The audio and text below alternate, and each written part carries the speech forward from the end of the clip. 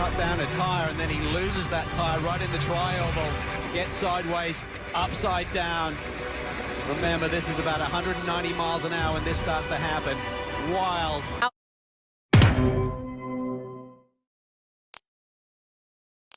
Cross, and how he got upside down, we'll have to take a look at this. Oh gosh, went through one. Thank you, went through one. Went through turn one. Okay, okay. Wow. The bus stop again, and was that coming in or going out? Oh, it was coming in. Locked the rear wheels on entry to the first left-hander. That was very early in the plate, and this is what it looked like for Alex Gurney. He's up high. Michael Oriema is center of the track. He drifts wide, and Alex has nowhere to go. And there's the contact. He could absolutely not see at all out of that Porsche.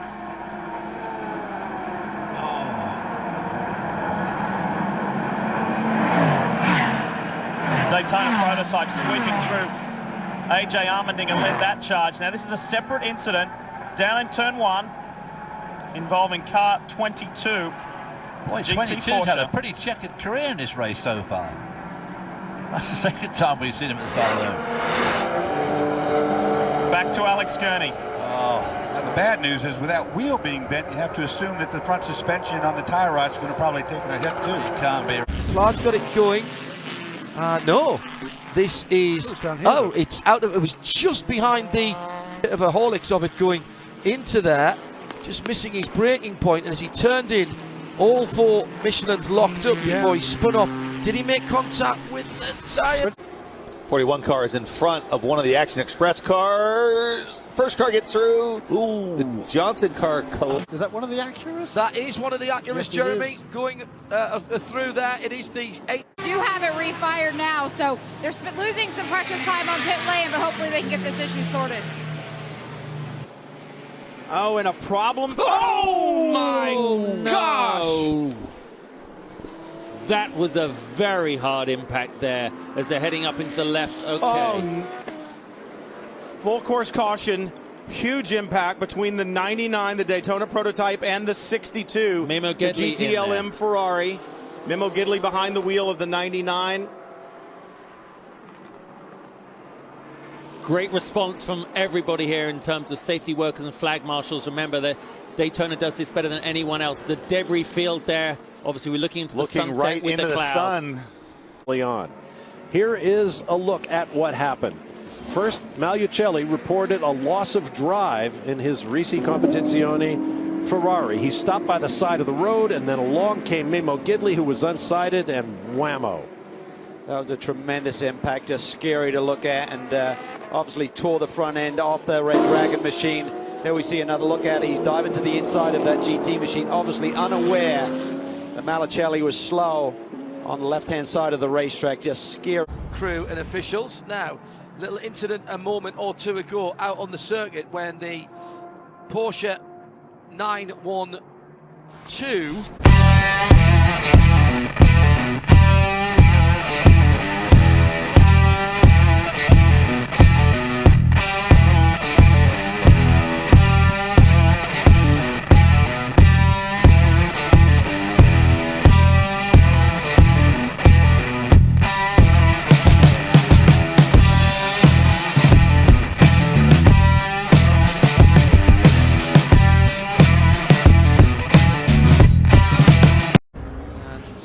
very scary moment indeed, with right underneath the Ferrari. It was up on its jacks, the Lamborghini, excuse me, all on fire, thick black smoke coming out from underneath that car, and very difficult to fight that because it was so far underneath the Lamborghini. Yeah, that was a big old bonfire, wasn't it? Very scary moment there for the Dream Racing Motorsport team based out of Las Vegas, and no gambling there. That was made sure that everybody was safe. Correct. Driver change. Into that corner. Oh, there you go. Man. So the 80. Might as well get them out there. Now, a few moments ago, the 93 Acura was in the thick of the action again as the 98 Aston had a spin. Pushed the Fesler. He's right up. Yes, he was pushed by the the second of the, it was Harry Tinknell who's turned him around in the 69 car. He was, oh, and it stalled as well, right in front, so up on poor Marcel Fessler. He was trying to have a go at one of them. He gets a big clout from the 5th position car as it was. 12 has just gone out. It's Nick Damon's end of things. Are the core racing team ready to receive this card, Nick? Yeah, they've got the 911 bright orange indicator board. Now I'm wondering whether it's got another problem in the front right again. Nick, there is a problem. It's grounding out. This is the Nielsen accident. You can see what happened, and look at that terrific impact from the back. Very smart driver. He was coming off the banking and it just cut out. All the electrics cut out. My goodness, very close to one of the Cadillacs. That was the Wayne Taylor racing car. The leader, Max Angelelli, very nearly picking him up because he would have had no rear lights there. All of the electrics died. Fessler found water on the racetrack. You see other cars going off, but it was Negri who got all the way to the tire. Full effect now. Nice clean restart. And you notice on the restart, nobody has to wait for anything. The flag drops. Whoa!